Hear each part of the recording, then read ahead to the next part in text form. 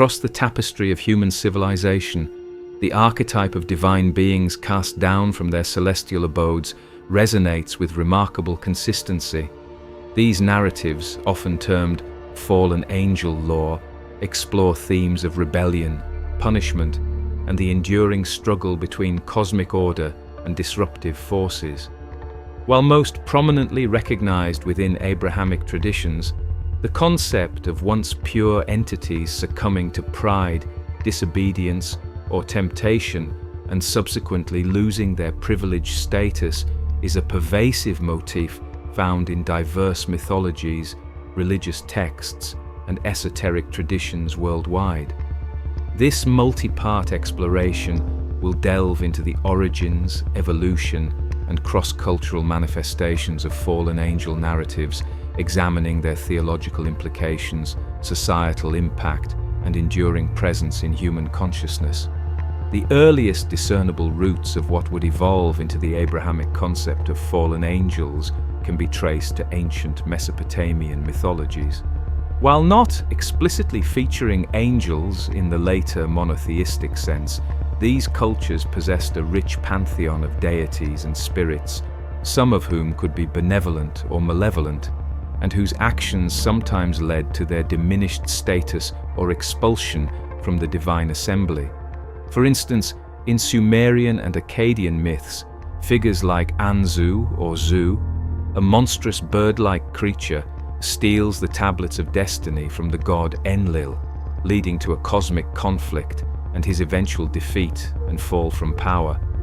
Similarly, the concept of demonic entities and rebellious spirits populating the lower realms or wilderness areas laid a foundational groundwork for later distinctions between benevolent and malevolent supernatural beings. The formalization of the fallen angel concept gained significant traction within early Abrahamic texts, particularly the Hebrew Bible. While the term fallen angel as a distinct category is not explicitly defined, several passages are interpreted retrospectively to allude to such beings. The enigmatic sons of God in Genesis are perhaps the most cited example. These divine beings descend to earth, take human women as wives, and father the Nephilim, a race of mighty heroes or giants. This transgression is often understood as an act of rebellion against divine order, leading to the Great Flood as a divine judgment. Though their fall isn't explicitly detailed as a banishment from heaven, their actions provoke divine wrath and result in catastrophic consequences for humanity. This narrative laid crucial groundwork for later elaborations on divine beings interacting with and corrupting humanity.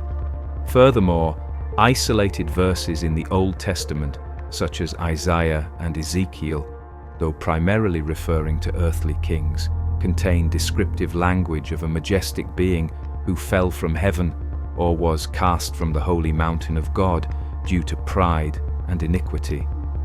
These poetic allusions, particularly Isaiah's "How you are fallen from heaven, O day star, son of dawn," often translated as Lucifer in later Christian traditions, became pivotal in the development of the satanic narrative and the concept of a primeval fallen angel.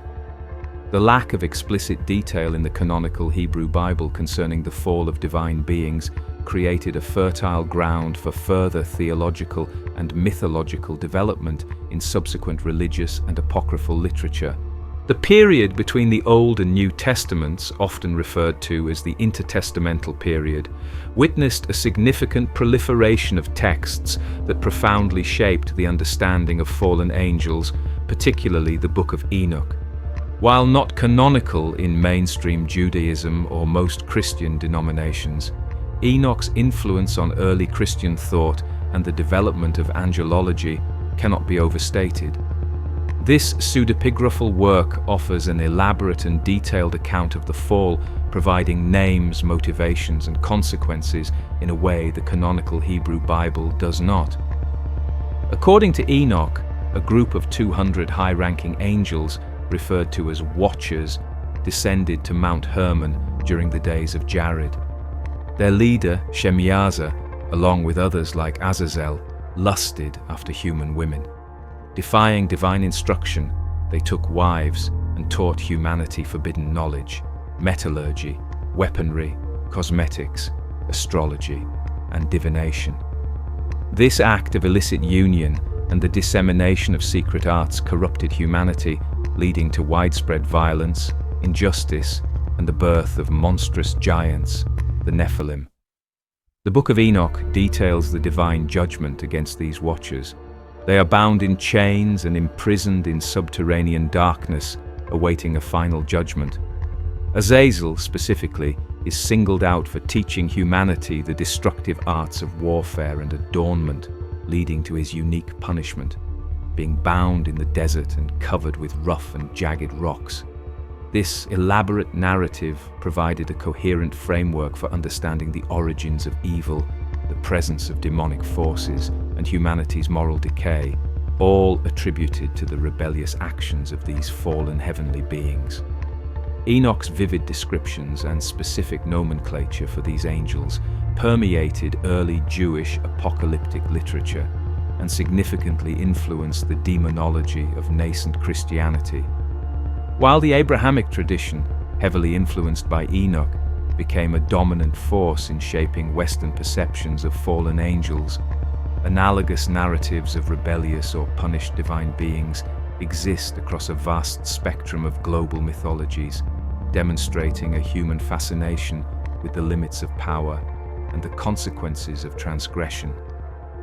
In ancient Persia, particularly within Zoroastrianism, the cosmology is dualistic, positing an eternal struggle between Ahura Mazda and Angra Mainyu. Angra Mainyu is not a fallen angel in the Abrahamic sense, as he is an uncreated evil force, but his malevolent spiritual beings, the Devas, are often seen as analogous to demons or fallen spirits who oppose the forces of righteousness. These Devas lead humanity astray and are responsible for all suffering and corruption in the world, embodying a cosmic rebellion against order. Moving to the African continent, various traditional belief systems also feature narratives of spirits or deities who lose favor or are cast out.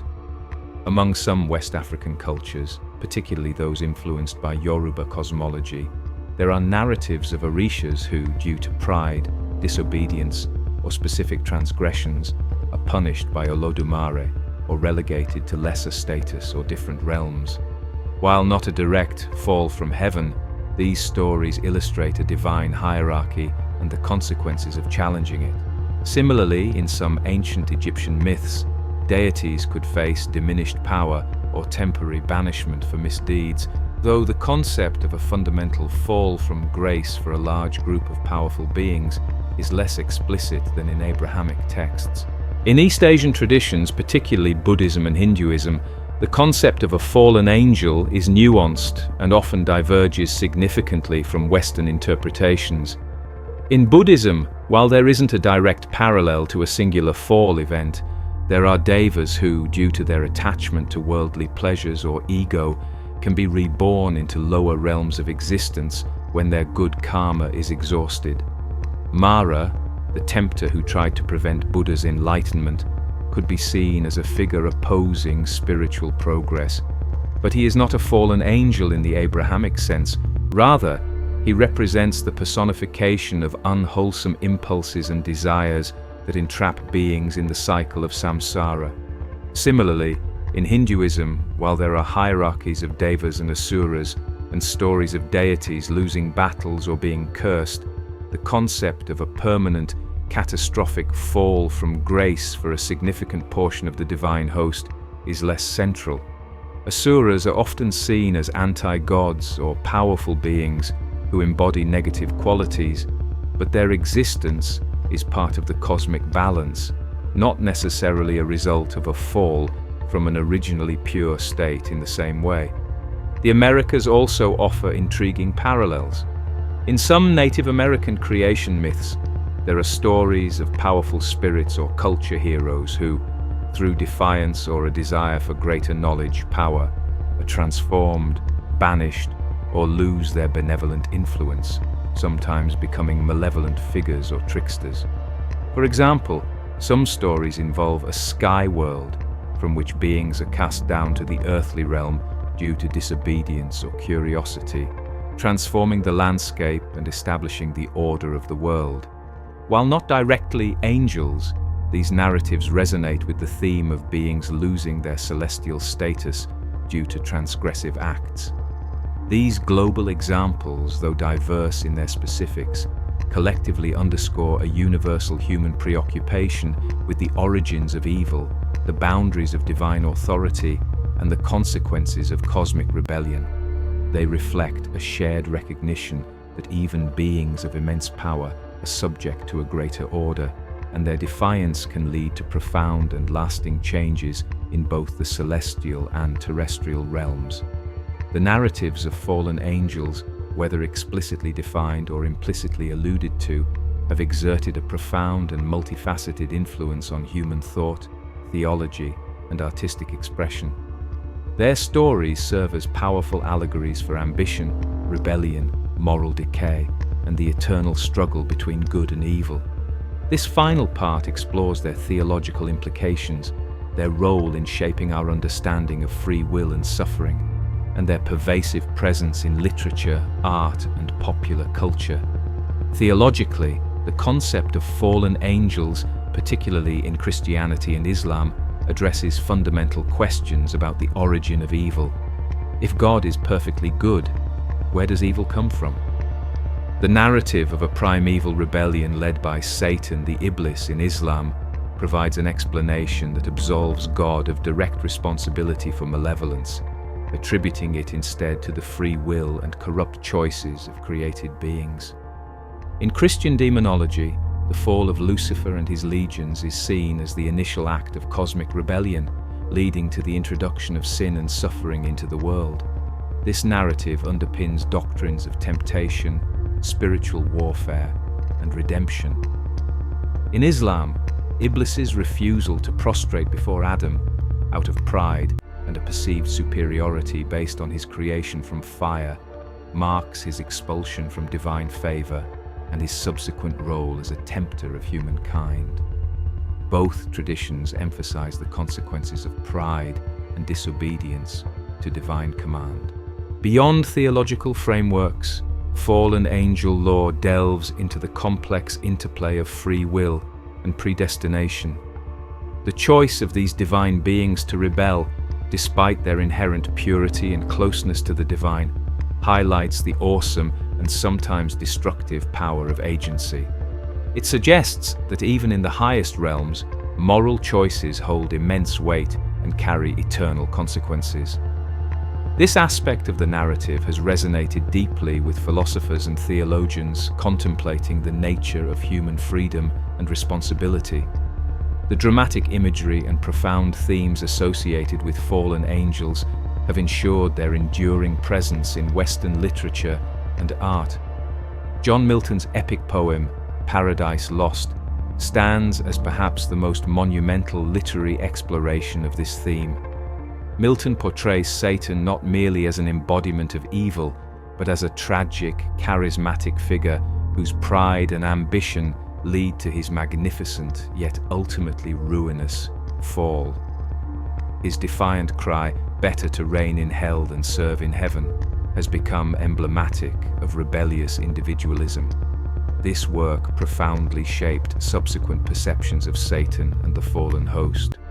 Other literary works, from Dante Alighieri's Inferno to numerous works of Gothic literature, fantasy, and science fiction, continue to draw inspiration from these archetypes, exploring themes of damnation, redemption, and the blurred lines between good and evil. In contemporary popular culture, fallen angels remain a captivating subject. They feature prominently in film, television, video games, and graphic novels, often reinterpreted to fit modern sensibilities. From sympathetic portrayals of tormented figures seeking redemption to malevolent antagonists embodying pure evil, their adaptability speaks to their timeless appeal. They often embody the allure of forbidden knowledge, the tragedy of lost glory, or the internal conflict between one's nature and one's actions. In conclusion, the narratives of fallen angels are far more than mere religious dogma or ancient myths. They are a universal expression of humanity's grappling with the existential questions of good and evil, order and chaos, obedience and rebellion. From the ancient Mesopotamian tales of cosmic disruption to the detailed apocalyptic visions of Enoch, the dualistic struggles of Zoroastrianism, and the complex theological expositions of Abrahamic faiths, these stories reflect a shared human attempt to understand the origins of suffering and the consequences of challenging established cosmic orders. Their journey from sacred texts to popular culture underscores their enduring power to fascinate, provoke, and inform our understanding of the human condition and the enduring mysteries of the cosmos.